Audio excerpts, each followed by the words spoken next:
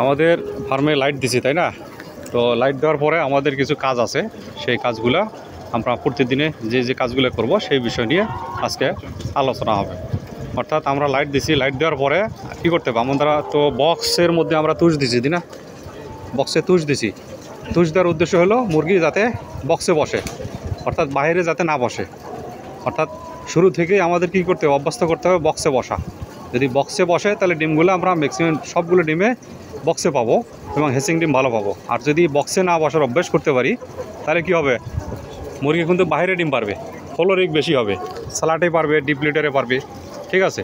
তো এটা যেন না হয়, তাহলে আমাদের কষ্টটা বেশি হবে, কাজের চাপও বাড়বে।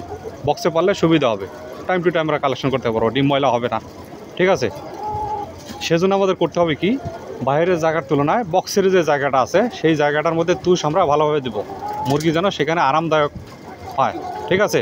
সুন্দরভাবে এখানে এসে ডিম পারতে পারে, সে যেন বুঝতে পারে যে এখানে আমার ডিম পাড়া হবে, ঠিক আছে?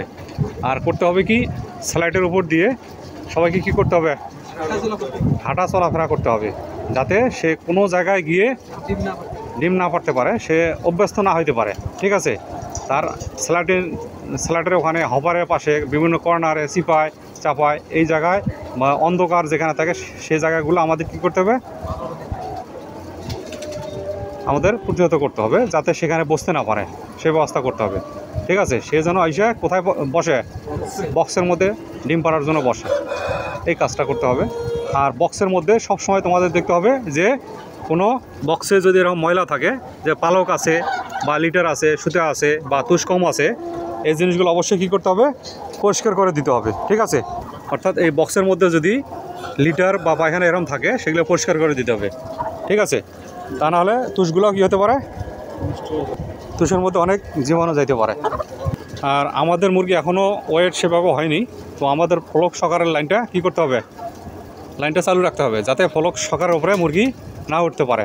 এতে কী হতে পারে, ওয়াটারলাইন কিন্তু ছিঁড়ে যেতে পারে, ঠিক আছে? এই যে মুরগি ফলক সকারের উপরে উঠে দাঁড়াইছে, তো ফলক সকার যদি দেওয়া থাকতো তাহলে মুরগিটা কিন্তু উপরে উঠতে পারতো না। তো তাহলে আমাদের ফলক সকারের লাইনটা ক্লিয়ার করে নিতে হবে। আর এ সময় আমাদের কি করতে হবে, প্রতিদিন ফিডিংয়ের পর মেল বাটি, ঠিক আছে, তারপর হচ্ছে হপার, শেড প্রতিদিন কী করতে হবে, ঝাড়ু দিতে হবে, পরিষ্কার রাখতে হবে। শেড যত পরিষ্কার পরিচ্ছন্নতা রাখবা অত ভালো থাকবে, ঠিক আছে? তারপর নেক্সট বক্স এগুলো পরিষ্কার করতে হবে। অর্থাৎ এ সময় আমরা যত বেশি হাঁটাহাঁটি করব মুরগি তত কী হবে, অভ্যস্ত হবে বক্সে বসার জন্য। আমাদের এই সময়টা বিশেষ করে এই একটা মাস যদি কষ্ট করতে পারি তাহলে কী হবে, সারা বছর আমাদের ডিম তোলা কী হবে, সুবিধা হবে, ডিমের মধ্যে ময়লা কম হবে, সবগুলো মুরগি বক্সে বসবে, বাইরে হাঁটাহাঁটি করা অতটা লাগবে না, ঠিক আছে? আর যদি না করি, একটা মাস কষ্ট না করি, পুরো এক বছরের উপরে আমাদের কী করতে হবে, কষ্ট করা লাগবে, ঠিক আছে? তো এক বছর কষ্ট করার থেকে এক মাস কষ্ট করা অনেক ভালো, ঠিক আছে? তাহলে আমরা অবশ্যই এই কাজটা করবো, অর্থাৎ ডিপ লিটার দিয়ে ফ্লোর দিয়ে হাঁটাহাঁটি করবো, যাতে মুরগির কোথাও চিপায় বা কোনো অন্ধকার জায়গা বা হপারের কাছে বা কোনো কর্নারে কোনো পার্টিশনের কাছে, ঠিক আছে, বা স্লাটে বা বক্সের নিচে বসে যেন ডিম না পারে।